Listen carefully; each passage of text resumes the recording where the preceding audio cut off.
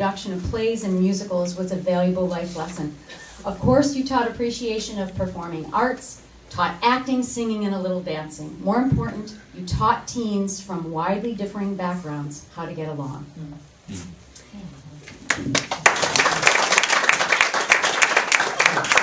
And then from Wendy Patterson, who just moved last year and took a dean's role at a school in Rochester.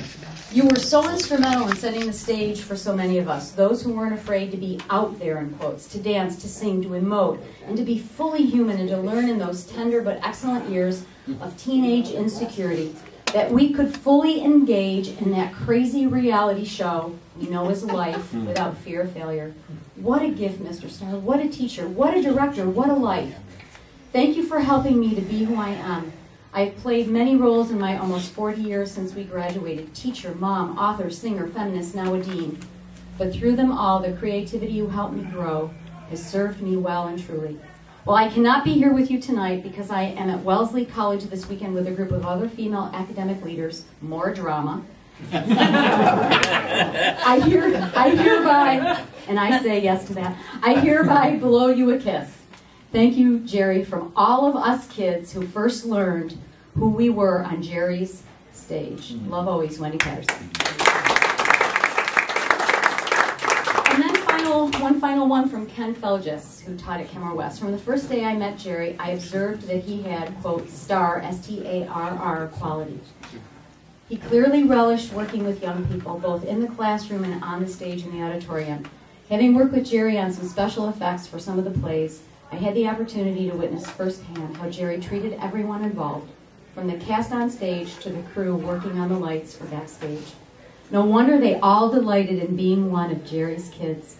Sorry we can't be there tonight, but know that we send our very best wishes to you, Ken and Trudy Felges. And yes, I do have Ben somewhere.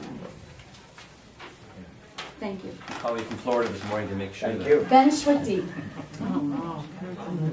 First of all, peace, happiness, prosperity, and all of God's blessing on everyone here tonight. I truly wished I could be with you. Now concerning our hero, Jerry Starr. Jerry, it was a highlight of my trip to Buffalo last July to have lunch with you, Mike, I'm sorry. Here's what he says. You, Mink Green, and Corleone?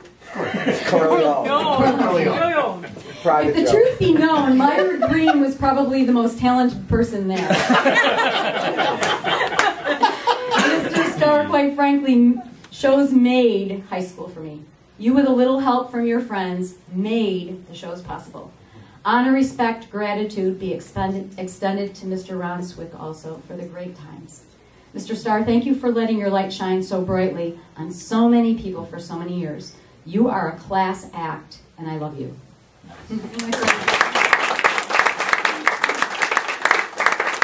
Awesome. Well, Jerry, I guess my claim to fame came on one Sunday morning. Michael, you'll remember this. I had a cast party at my grandparents' home. Had about, 95, 100 people in the house. Had this huge sheet cake that my grandparents had ordered. I lived with my grandparents in high school. And went to bed somewhere between 2 and 3 in the morning after cleaning up. And I was the student director along with Jack Weeks for Maine in '71.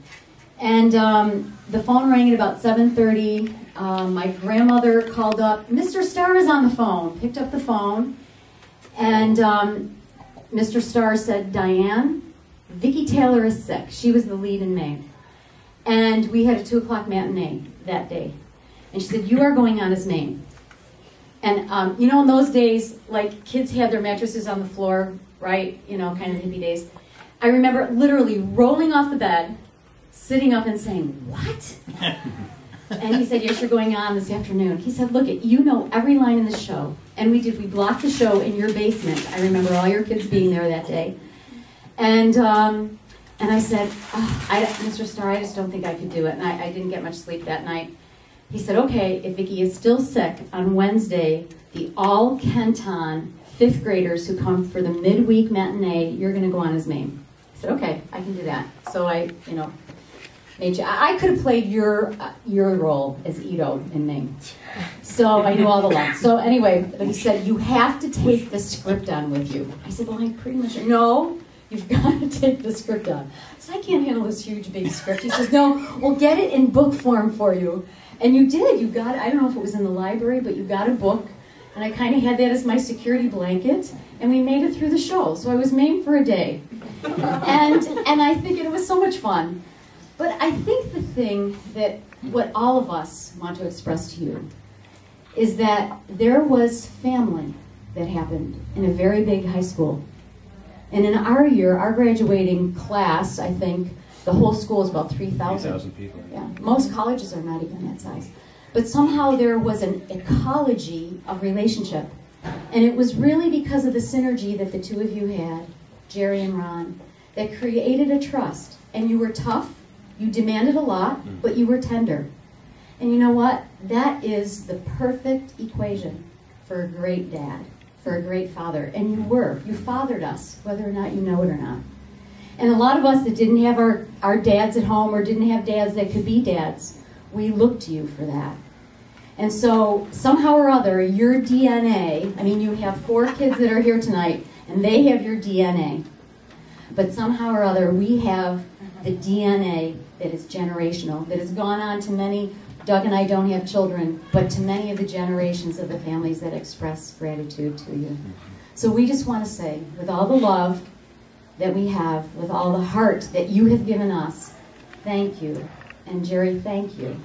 Because I remember you, and those were the days when a teacher could drive a student home. We lived near each other. And I remember many a time you drove me home because you knew my family situation. And it was, I just treasure that. So thank you. So can we just give them and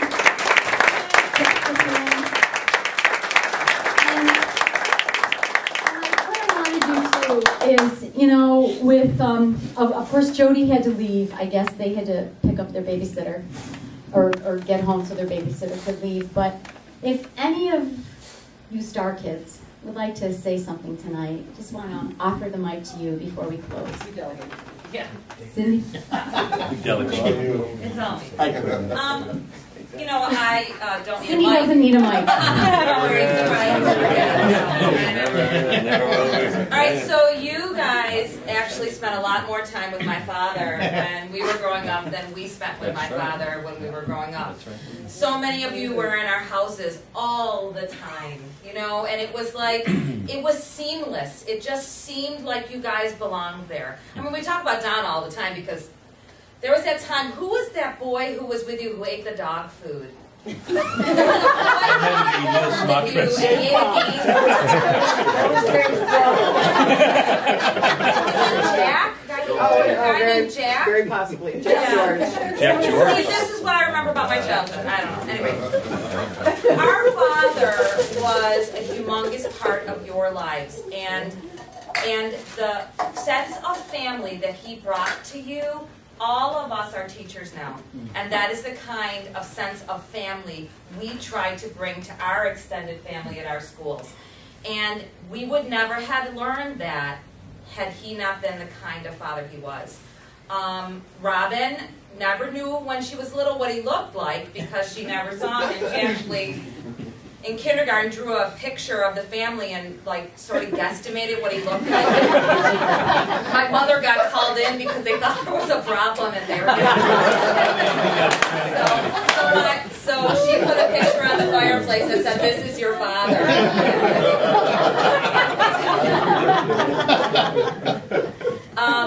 A lot of us we were all involved in the musicals. My big joke of my life was that my mother slept with the director and I never got a part. And I have no grudge about that, the fact that I'm 51 and I still talk about it. But anyway, I mean, we talk, when the shows that I direct, every show that I do has the Starr Step in it. Every single show. And it's called the Starr Step. And my kids know it's the Starr Step. And my kids know that it was my dad's, you know, step, cross, step, heel thing that was in every single show, multiple times. So we just wanted to say as a family, thank you very much for being part of our lives. Thank you for for making our Father such a big part of your lives. We know what a special thing it was at Kenmore West. We experienced it too. So thank you all, and thank you, Diane, especially for this brilliant idea of bringing all these wonderful people together to say thank you to a man who had such an impact on all of our lives.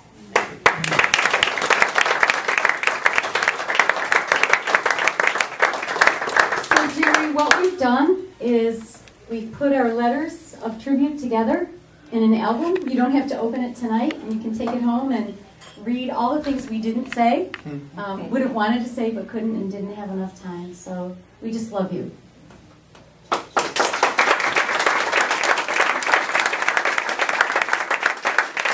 I'm sure that Jerry and his family can stay for just a little while and we can chit chat, and I know some of you have to go.